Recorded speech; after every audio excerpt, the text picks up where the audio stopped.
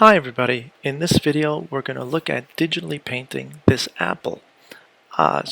So we're going to do this as a class, and I want to just make a video about it so you can see it at home as well. So I have a file right now, and here are my layers. I have a palette layer, which is this right here. I have a small apple layer that I'll be using as a reference. I have a tracing layer that I'll be tracing the apple on, and I have a paint layer that we'll be painting on, and I have the picture layer. There's also a background layer that we do not use. We never paint on the background layer because there's white there. We won't always be painting on a transparent layer above the background and above the apple or the picture that you're painting. Okay, so let me just show you how you make this palette though.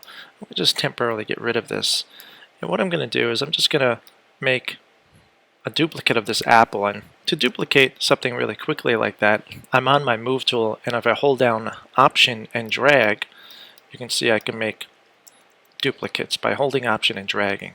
So now that I'm on this layer here, this small copied layer, I'm going to go to Filter, Pixelate, and you'll see one called Mosaic. And the mosaic looks like this. I'll just zoom out so you can see it better. This is 8 pixel cells, but if I bring this up, you can see it's creating a palette of different colors, and it's just kind of an easier way to eyedrop here than it would be the apple because the cells are a little bit bigger. And I'll say OK. Now I want to lock up everything that I know that I'm not going to be using right now. So I'm not going to be painting on this layer, so I'm going to lock it up. I'm not painting on the small apple layer. I'm not painting on the paint layer, and I'm not going to paint on this. Is already locked up here. I'm going to be working on the trace layer. Now it's really important to lock these up because if I get my brush and I'm on one of those locked layers, it won't let me paint on it, and it could be really frustrating painting on the wrong layer. It just causes some issues. So try to lock everything up when you're not using it. So the trace layer.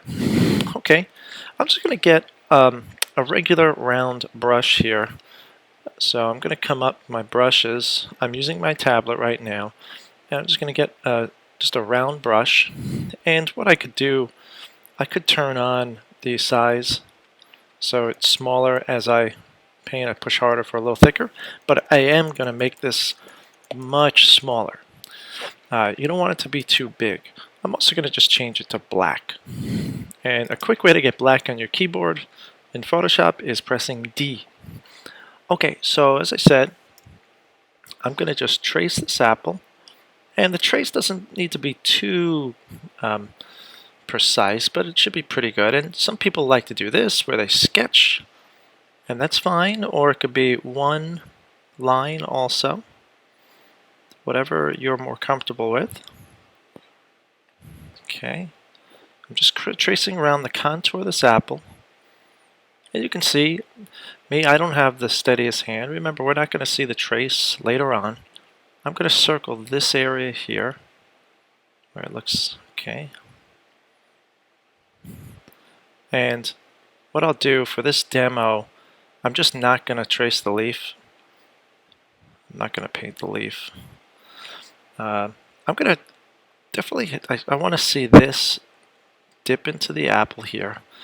I'm going to also trace where I see kind of this shaded look here, because this is important, kind of the highlights from the ground to the apple, and I'm going to trace this as well.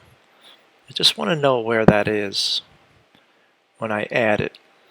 And you can see this is what I have. So here's my trace.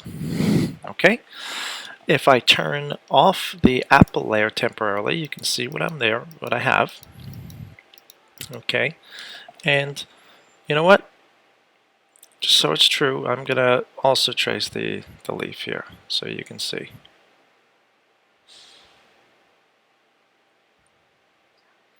Okay, so there we go. Alright, so now I can lock up the trace layer, and I'm going to unlock the paint layer. I'm ready to paint. So selecting on the paint layer, I'm going to get a paintbrush. Now the one we're going to use is going to be this one right here. I'll just go and get it. This is the brush in the S scales drop down. The 125 is called Flat Paint 1. I like this brush for a painting brush. And I'm going to disappear the picture. Okay, so I'm on the paint layer, and I'm going to eyedrop a middle toned red. So nothing too dark, nothing too light, something in between. So it could even be this one or this one. Okay, so I'm going to just make my brush a little bit bigger. And the most important thing when you're getting started is to get paint down. And I've said that with the other challenge we did, the color wheel challenge. It's getting paint down, covering everything. Do you have to push 100% on everything? No. Look at this. I'm even going to paint red where the leaf is. So we're painting up everything.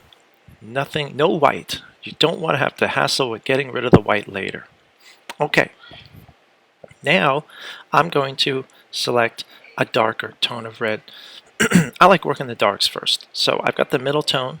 Now I'm eyedropping a darker tone here. And just looking at this apple, I can see it's a little bit darker on the bottom. It's a little darker on the edges here too. And it's a little bit gray over here, but we'll get to that. So here we go. I'm just throwing some darks down here. Okay. You can push harder to get that darker. And it was dark around the edges too. Right here. Okay. And what I'm going to do to start blending, because right now I have kind of a harsh line here. If I just lightly paint on that, where I see that edge, you can see lightly it's going to start to move away, blend away.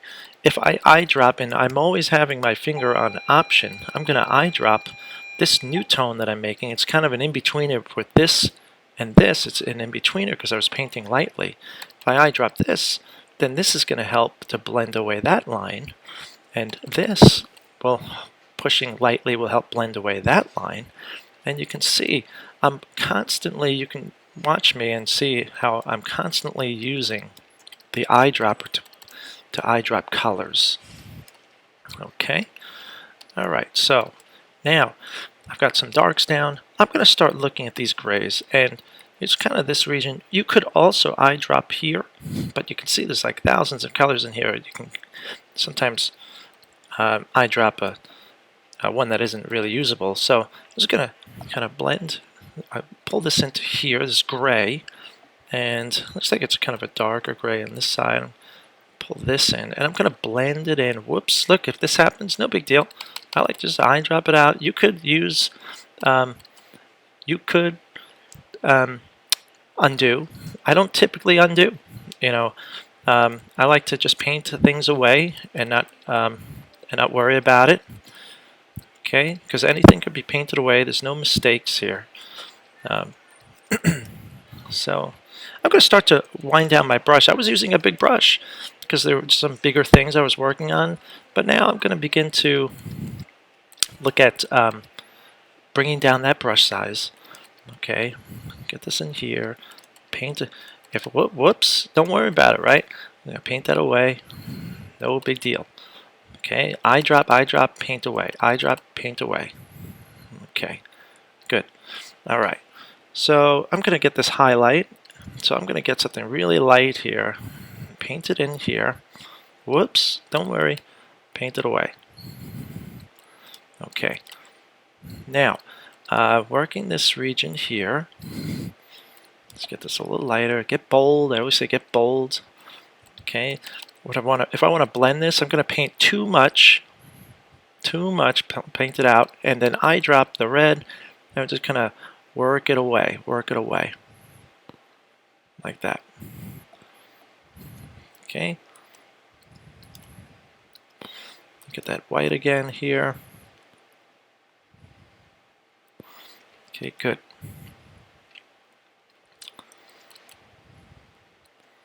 And I'm also, if you notice when I was doing the darks and these grays, I'm working the curvature of the apple.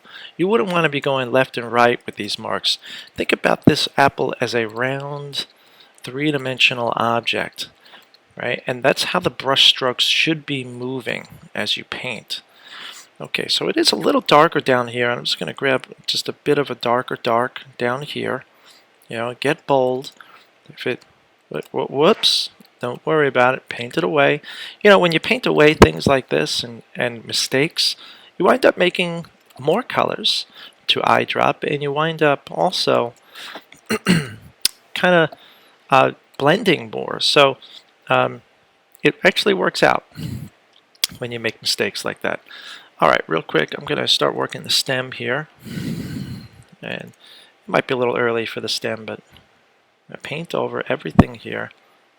I'm also going to start to look at, you know what, I need to work the edge of the apple. So I'm going to eyedrop. There's this light that goes across the edge of this apple, and that's how you know where it dips in. So I'm going to kind of work that in too here. Okay, good. And there. Kind of connects with that. All right.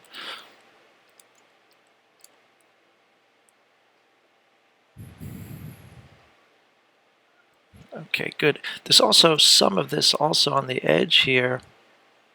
Kind of see, if you look at the picture, this is happening too. All right, and there's a dark up there. I should have worked that first, but whatever. Okay, it's dark here. Okay, good.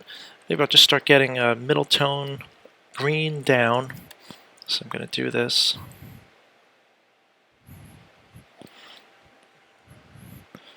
Just get paint down here. Cover it up.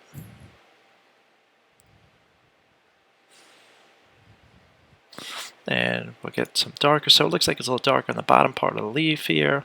And listen, I might need to actually eyedrop because that palette is only some of the colors from that. So I am going to try to get something darker here. I'll work down my brush size a bit. You know, but what it isn't, the leaf isn't just one color. So it's not just one color green, so we're definitely gonna work that in. Different colors here. Okay. All right. Good. And if you could try to get lucky, you could try to get a really light, possibly to maybe just add that stem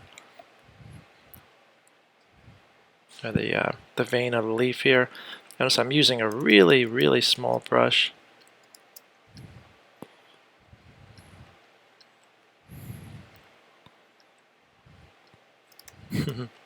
Whoops, I zoomed out a bit. Okay, let me zoom in again. Okay, so far so good. I'm just going to finish up now with the stem here. If you notice, the stem has kind of a highlight, so I'm going to eyedrop that. And let's see if I can get that in here. It can be difficult to eyedrop sometimes. Sometimes you have to get a little closer. You can see I'm trying to eyedrop that. There, got it. Okay.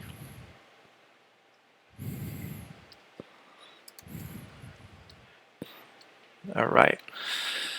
And that's it. Now, I'm going to turn off the trace, and I should have done that earlier, you know, as I was painting. I turn off the trace because everything looks better when you turn off the trace here.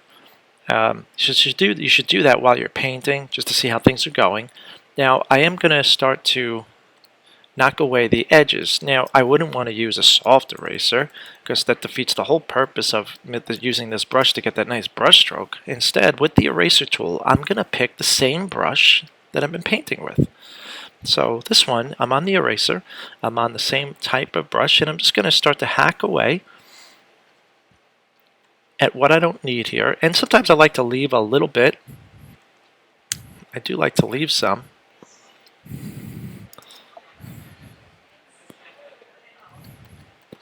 And remember, kind of try to work with the edges, make your brush strokes the direction of the apple itself, right? So I need the trace on while I'm doing this because I need to see everything. Okay. Try to knock away that red here. I might need to work down in brush size. Remember the bracket keys next to P or your brush sizes. Get rid of any type of red that we might be seeing here. Okay, and I'm just going to go up in brush size again and start to work this edge. Oops. Remember, Command Z is also the undo. And as I said, I don't like using it a lot. I like to just lay it down.